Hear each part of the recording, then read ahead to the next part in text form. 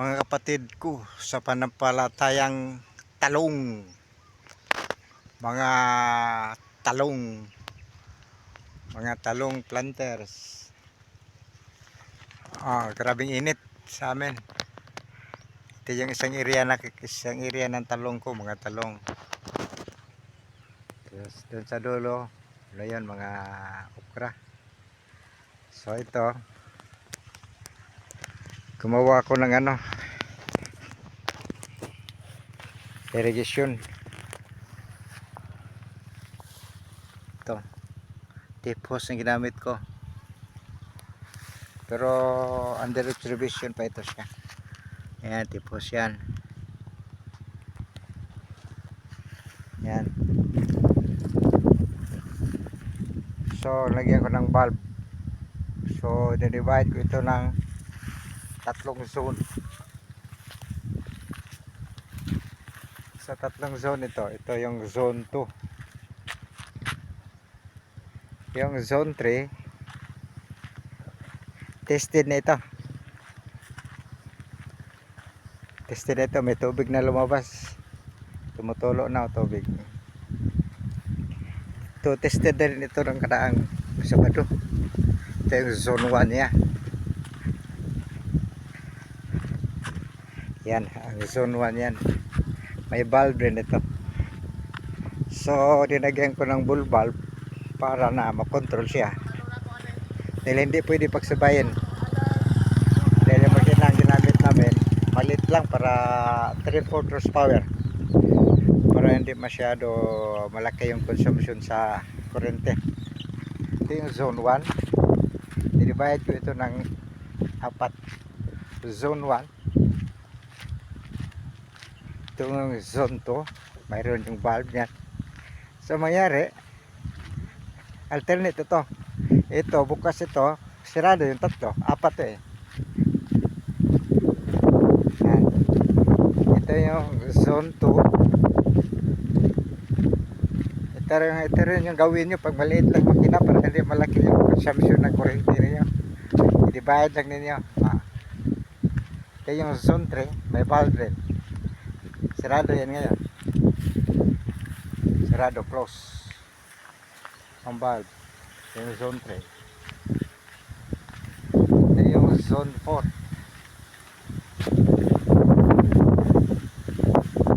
Ito yung zone 4.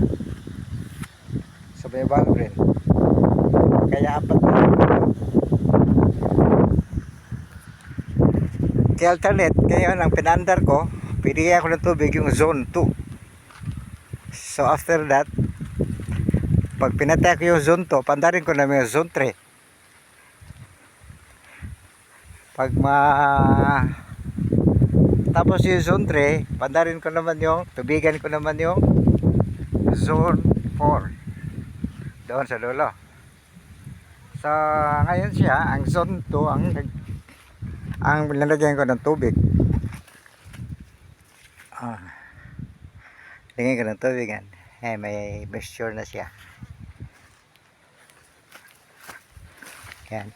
Drip irrigation ito, drip hose. Drip hose ito, hose lang. Dahil pero sa idea ko, sa tansya ko, mga kapatid sa panampalataya, parang maganda yata yung mahal lang yung tubo talaga, na tubo na 1/2 PE pipe na 1/2. Nalagyan lang ko lang ng bulb dito. Anyway, yung isang area ko, yung sa kabila, yun ang gagawin ko. Experiment pa naman ito eh, na na trial and error, pero pwede na ito. Ito siya. Ito yung supply niya. Yung supply niya galing niya doon sa bomba, itong maliit, papunta doon. Dito nagsusupply doon sa 4 na zone. So divided by 4 na zone ito area. Mayroon pa akong talungan doon, pero bukas ko na titirahin yan. Bukas ko na gagawin yan dahil wala nang time. Walang pambili ng ano, tubo. Mahal yung tubo. Hanap pa tayo ng pera pabili ng tubo. Yan.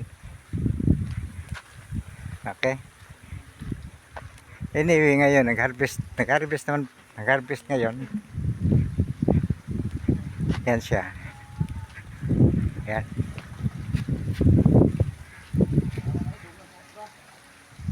Yan, nagpacking sila sa harvest nila. Pero trial and error ito. Pero sa tingin ko parang ano na ito. Parang final na ito. Tested na yung zone 1 at saka zone 2. Yung zone 3 mamaya. I-final ko yun. Okay, salamat.